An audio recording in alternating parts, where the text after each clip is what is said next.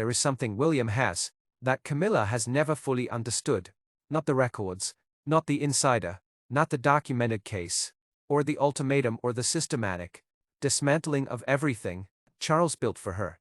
Something older than all of that, something that cannot be assembled from documents or decrees, or the formal language of institutional power.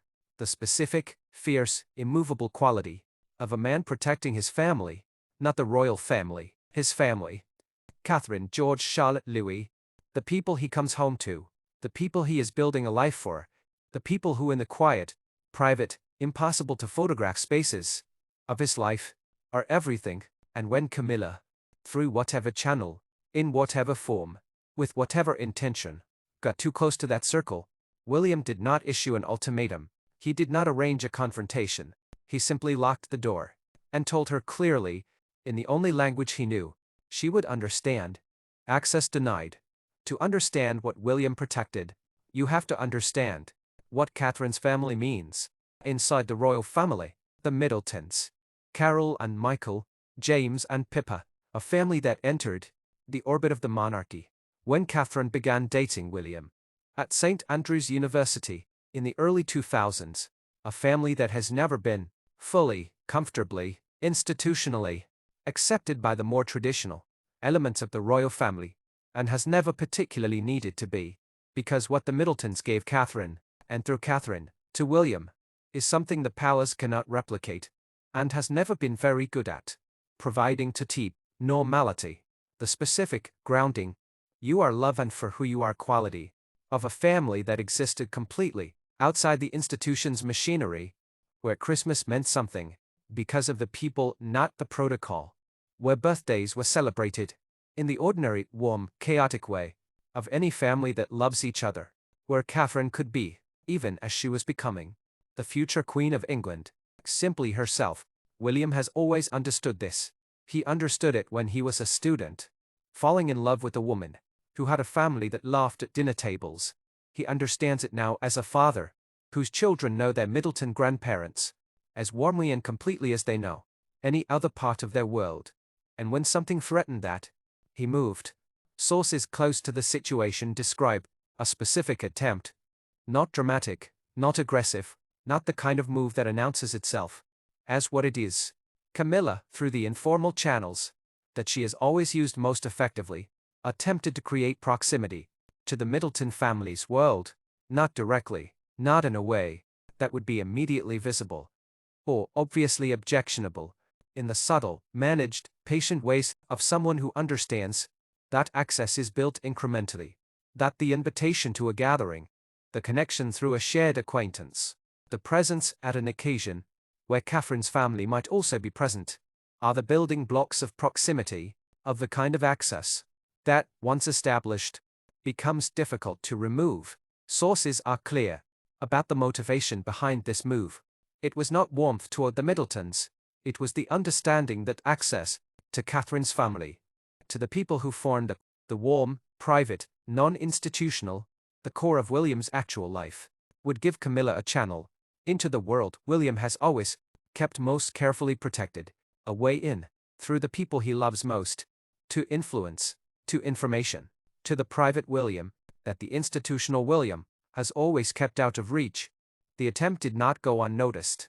Not because William has surveillance on everyone around him, not because the palace's intelligence machinery is monitoring every social interaction, because the people around William, the people in his actual world, his real world, the world Catherine and her family live in, are loyal, not to the institution, to William and Catherine themselves.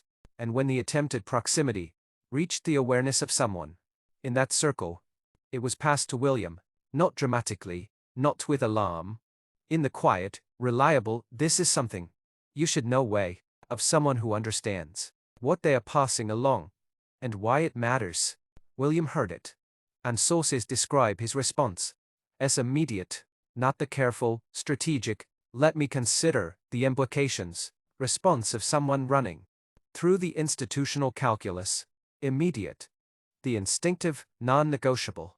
There is no deliberation required response of a man protecting the people he loves.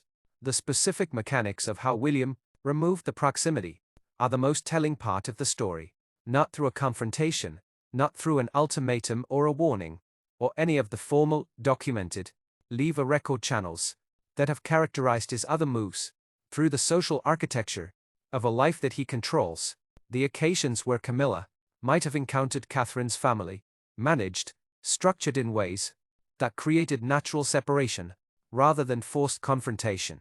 The shared acquaintances, through whom the proximity was being built, made aware, through the quiet, this is how things are channels that William uses, of the new reality, the access points, the specific, incremental, not yet established channels that Camilla had been building, simply not materializing, because William had made it clear to everyone in the relevant circles that this was not happening, not with a declaration, not with an announcement, with the particular, socially precise, completely deniable language of a man who simply did not allow something to occur. Access denied, no appeal process, no official record, no palace statement, just minus. I want to step back for a moment and tell you something about what William is actually protecting, because the Middletons are not just Catherine's family of origin. They are, in a specific and significant sense, the thing Diana always wanted for William. Diana fought the institution for years to give her sons access to the ordinary world, to the warmth and the mess and the humanity of life outside the palace gates. She took them to McDonald's, to theme parks, to hospitals, to the places where ordinary people lived, because she understood that a king who has only ever known the palace cannot serve the people who have never been inside it. She wanted William to have connections to the real world, people who loved him, outside his title, friends and family, who existed beyond the institution's reach. Catherine gave him that. The Middletons are that. The family dinner table, where William is just William, is the thing Diana always hoped for him. And Camilla, who spent 30 years learning to navigate the institution's machinery, got too close to it. William protecting the Middletons from Camilla's proximity is Diana's wish, finally, practically, specifically fulfilled. The ordinary world his mother fought to give him protected. There is a version of the royal family that the palace has always presented, where the tensions are managed, and the lines are blurred, and the public-facing performance of unity is maintained regardless of what is happening underneath, where people who don't particularly like each other are photographed, smiling at the same events, where the reality of who is welcome and who is not, who belongs and who is merely tolerated, is kept behind the doors that the cameras cannot open. William has been, for his entire life, skilled at that performance.